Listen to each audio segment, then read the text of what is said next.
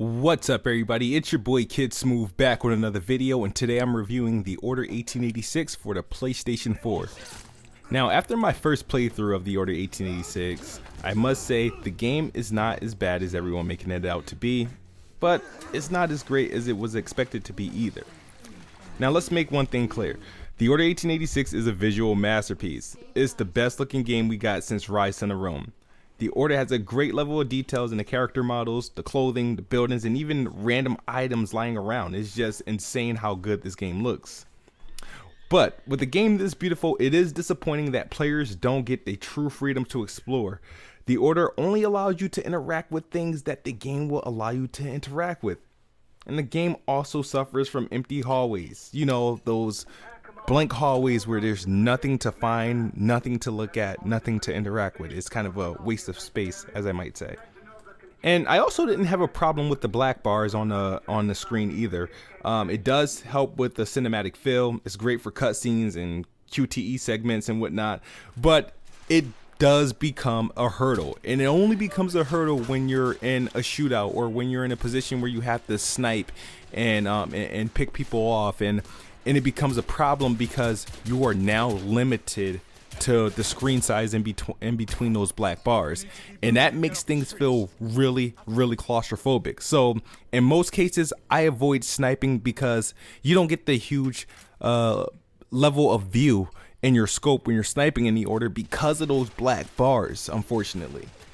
And speaking of that cinematic feel and how the black bars help, this game, as for story and narrative, is amazing. This is probably going to be the best story experience I've had in a video game in a long time, and I'm being honest. The Order 1886 provides an amazing story, and the story is so good that I did not mind that you could not skip the cutscenes, because what is going on in the story, they do a good job keeping you engaged, and that you can't skip the cutscenes, which some people may have a problem with. I didn't, because I thought the story was good enough to make me want to watch and listen.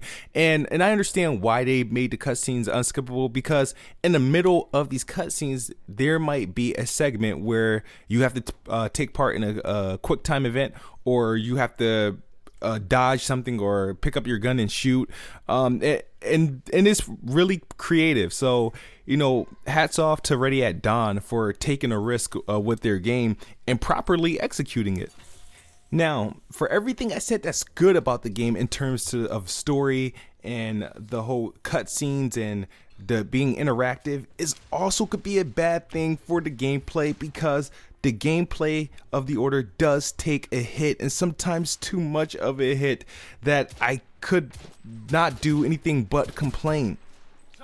Now, like I said, there's a whole lot of quick time events. Actually, there's so much quick time events that when you finally do get to shoot, it feels like you're just taking a break from the quick time events and cutscenes, and that's pretty disappointing for a game that's preserved to be a third-person shooter. Now, the game isn't hard to control, and it's not hard to get a grasp of. In my opinion, a 5-year-old can play through the Order on any difficulty, because the game is painted in so many button prompts. There's a button for everything you have to do. The game isn't fluid enough, and like I said, most of the time I felt like I wasn't in control. For example, if I was fighting with someone and I was prompted to do a quick time event, they say press triangle. When you press triangle, you'll dodge whatever move that the person was going to do, but not only that, you perform some badass execution that you felt no part of, because all the damage was done after you hit triangle. I felt like I had no part of the damage that was just dealt. I mean, the executions look great. They look great, but I didn't feel accomplished because I felt I didn't do it. I felt the game did it for me, and the Order does that a lot, and it does take you away from the gaming experience. So that's why when I'm playing the Order, I enjoy more of the shootouts, and then the fights with the Lycans, the werewolves, because you kind of get a little bit of more control of what you're going to do.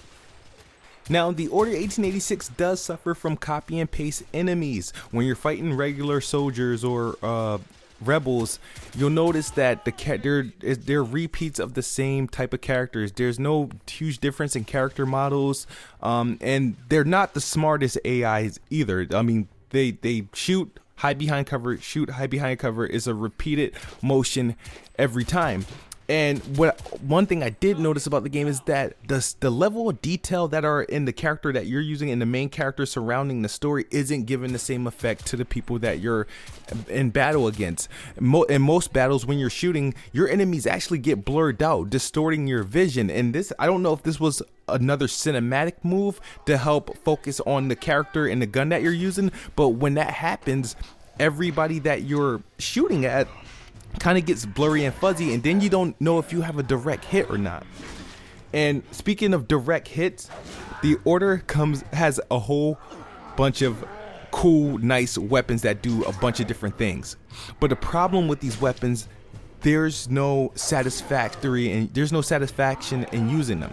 Nobody dies a different way. If you shoot someone in the head and you shoot someone in the chest and you shoot someone in the leg, they all fall and die the same way no matter where you shoot them. And I thought that was disappointing because the game was lacking a lot of death animations, you know? I know I sound like a weirdo for that, but the game does lack a lot of death animations.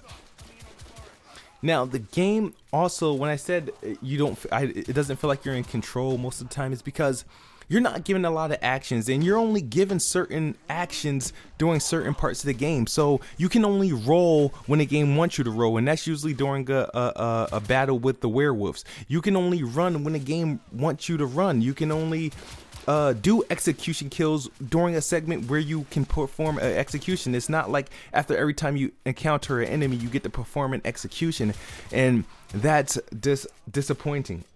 But with the flaws, the game does kind of have just this balance of, you know, the great story, the great graphics, and some of the gameplay is fun. Even though a lot of it's QT, it is good to partake in. I always suggest playing on a hardest difficulty to challenge yourself a bit more. But what can I say? The game has obvious flaws, and even though with the flaws, I still never wanted to stop playing. I've enjoyed The Order, and it's a game everyone should at least try if you're not going to buy it. It took me just over 6.5 hours to complete the game, and I enjoyed every minute of it. Sadly, there isn't a true reason to go back for a second playthrough, because no matter how many times you play, there is no alternate way to play the game. The game will always play the same. The Order 1886 is a great showing, but it's only as fun as your first playthrough. So I have to give The Order a good 7.5 out of 10. That's it for my review. Thank you for watching. Like, subscribe, share, and as always, as kids move, we out.